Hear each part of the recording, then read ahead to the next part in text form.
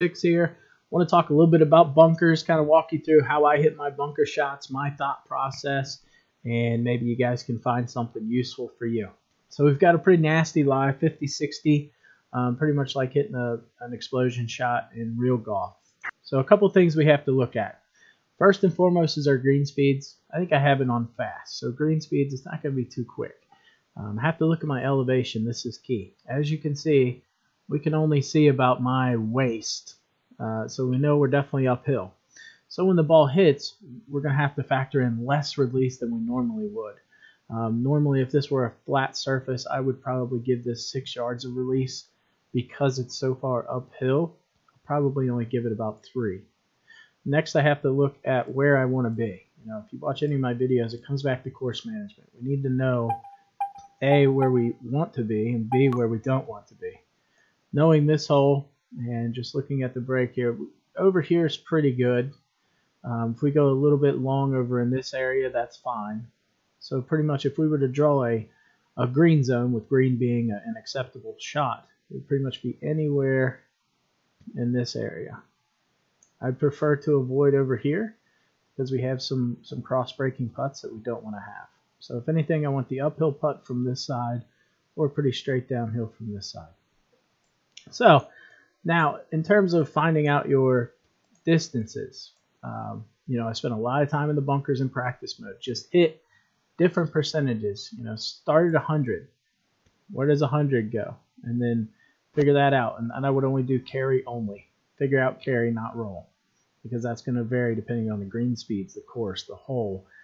Too many equations there, but carry will be pretty consistent.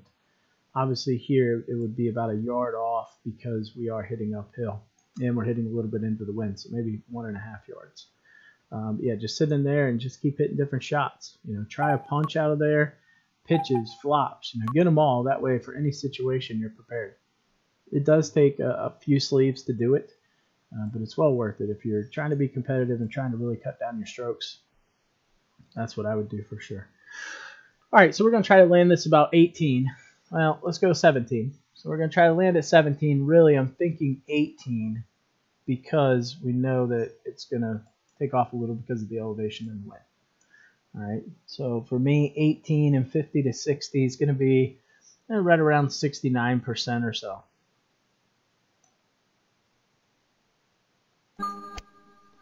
Okay, we hit it good. It's exploding high, and we see didn't get much release.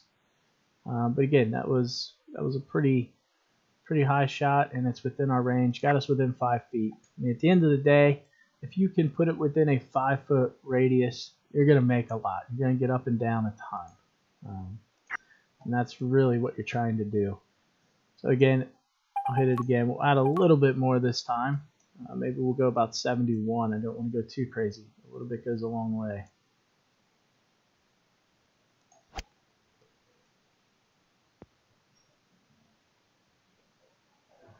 Okay, so that got us in a really good spot. That's right where we want to be. That was our ideal spot. It's a very easy putt. So now let's talk a little bit about chips. I've had some people ask me to do a video on chips, and I haven't gotten around to it, and I apologize for that. But we'll cover it right here. Maybe, if I can get there. All right. We're going to get there this time. There we go. Never up, never in. Okay, so chips. Really, it's dependent upon your clubs, your spin. Not a big fan of them. I've expressed that before in previous videos. But a lot of people like them, and they're very successful with them. Again, this is all about what you're comfortable with. With this ball, it pretty much just hits and dies. So for me, 7 is almost a true 7. So I can probably hit this 99% and it'll be pretty good. See, it's a little short actually. So you got to watch your spin when you hit this shot. That's really why I'm not a huge fan of it. Maybe half spin here to get there. Hopefully I don't chip it in.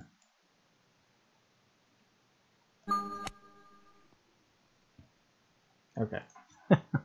So there you go. And you can kind of go down that and just learn your distances. But again, it's going to be so impacted by elevation. If this were up 8 inches, it would take me going to my 10 or my 11 and practically hitting it full. So it's very inconsistent when it comes to elevations because it's simply like a putt. It's only going to land, a few yards on, then it releases.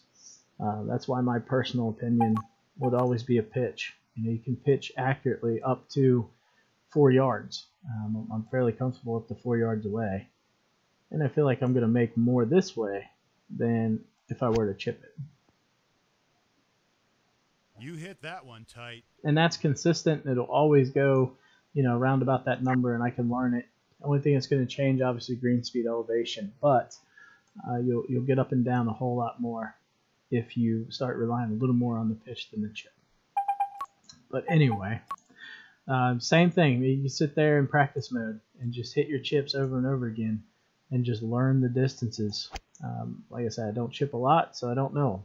But you can see here, we're dealing with some release issues. And release gets a little sketchy. Release is going to help us hole more because then it becomes more like a putt.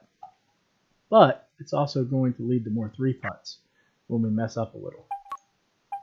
Again, why I prefer the pitch is because I can hit it with full backspin, and every time it's going to release pretty much the same exact way.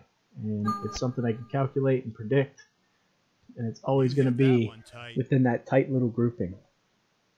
So again, that's why I prefer the pitch.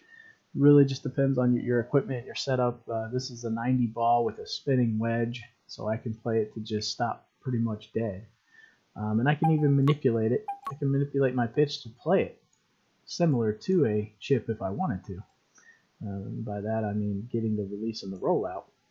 I just play a little less spin, obviously take a little less on my aim, and now we have a little bit of rollout similar to the chip. But as I said, it's a little more accurate. So that's been my spiel on bunkers and chips and pitches. Hopefully you guys learned something. If you have any questions, as always, reach out to me.